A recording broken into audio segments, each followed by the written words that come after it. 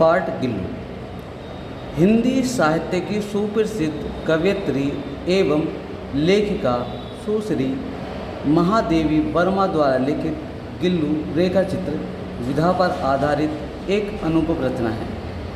यह रेखाचित्र उनकी सुप्रसिद्ध कीर्ति मेरा परिवार से संकलित है। ललित, आकर्षक व अत्यंत मनोरम वर्णनात्मक शैली पर आधारित इस रचना में सरल, सरस, शुद्ध एवं साहित्यिक खड़ी बोली का प्रयोग किया गया है। प्रस्तुत रचना में गिलहरी जैसे एक अति साधारण एवं विकसित प्राणी की चेष्टाओं का सजीव चित्रण करते हुए उसे एक स्मरणीय व्यक्तित्व प्रदान किया गया है।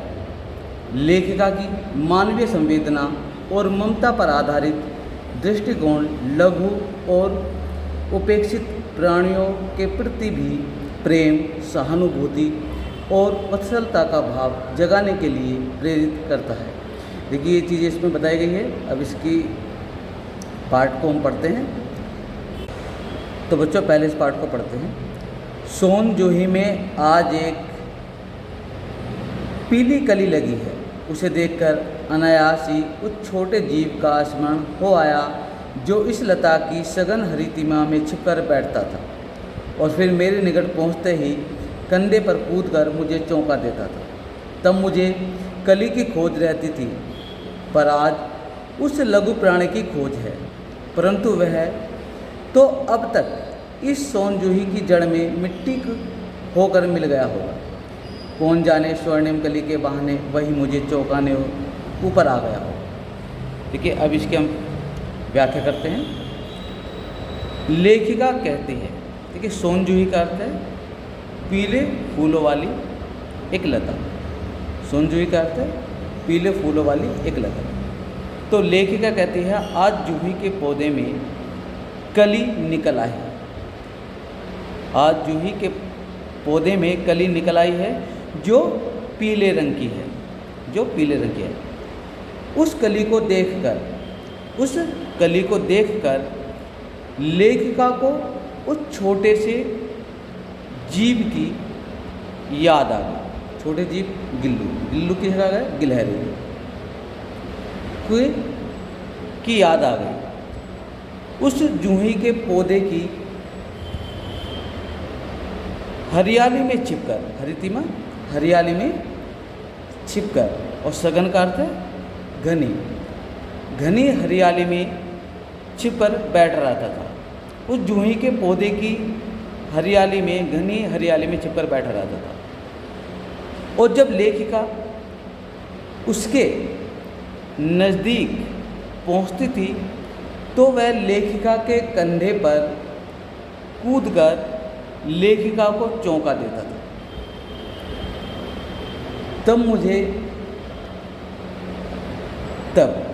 तब मुझे कली की खोज रहती थी। अर्थात उस समय लेखिका को उन पीली कलियों की तलाश रहती थी, परंतु आज छोटे से जीव की तलाश रहती है। लघु प्राणी छोटे से जीव की तलाश रहती है।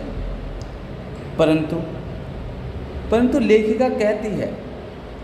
लेखिका कहती है कि अब तो वह छोटा जीव इस जूही के पौधे की जड़ में मिट्टी बनकर मिल गया हो, यानी कि उसकी मृत्यु हो गई थी। तो लेखिका कहती है कि वो मिट्टी बनकर मिट्टी में मिल गया होगा। देखिए लेखिका ये भी अंदाज़ लगाती है कि क्या पता वह उस पीली कली के रूप में आकर लेखिका को चौंकाने के लिए ऊपर आ गया हो। यहाँ लेखिका अपनी पालतू गिलहरी के बारे में बात कर रही है जो अब मर चुकी है और लेखिका ने उसे जूही के पौधे की जड़ में दबा दिया था। अगला गद्यांश पढ़ते हैं।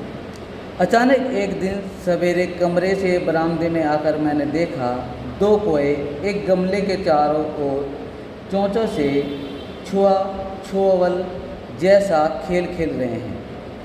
यह काक भुसुंडी भी विचित्र पक्षी है, एक साथ समादरित, अनादरित, अति सम्मानित, अति अवमानित। हमारे बेचारे पुरखे न गरुड़ के रूप में आ सकते हैं, न मयूर के, न हंस के। उन्हें पितर पक्ष में हमसे कुछ पाने के लिए काक बनकर ही अवतीर्ण होना पड़ता है। इतना ही नहीं, हमारे दूरस्थ प्रियजनों को भी अपने आने का मधु संदेश इनके कर्कश स्वर में ही दे देना पड़ता है। दूसरी ओर हम कौवा और काँव काँव करने को अवमानना के अर्थ में ही प्रयुक्त करते हैं। देखिए, अब इसकी व्याख्या करते हैं।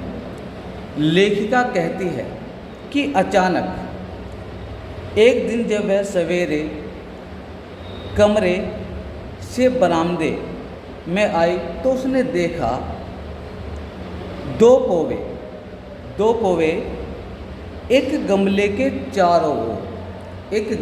चारों ओर चोंचों से चुपके से छुप जाना और फिर छूना जैसा कोई खेल खेल रहे हैं। यह काक भुसुंडी भी विचित्र पक्षी है। देखिए, काक भुसुंडी का अर्थ है कौवा। तो लेखिका कहती है कि ये कौवा भी बहुत अनोखा पक्षी है। एक साथ समादरित, आदर प्राप्त, अनादरित, अपमानित, अति सम्मानित, अति अवमानित। देखिए, इनके अर्थ है। देखिए, लेखिका कहती हैं कि है कौवा भी बहुत अनोखा पक्षी है। एक साथ ही दो तरह का व्यवहार सहता है। कभी तो इसे बहुत आदर मिलता है और कभी बहुत अपमान सहना पड़ता है।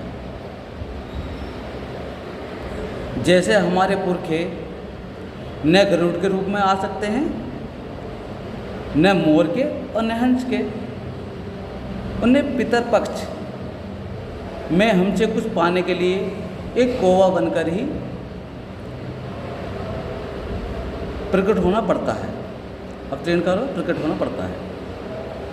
इतना ही नहीं, हमारे दूर रहने वाले रिश्तेदारों को भी अपने सुखद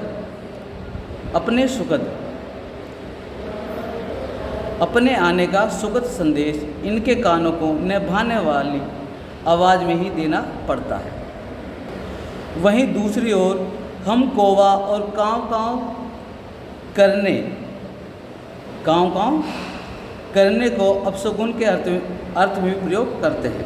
अवमान अपशगुन के अर्थ में प्रयोग करते हैं और कौवे को अपने आंगन से भगाकर उसका अपमान भी करते हैं। अपमान भी करते हैं।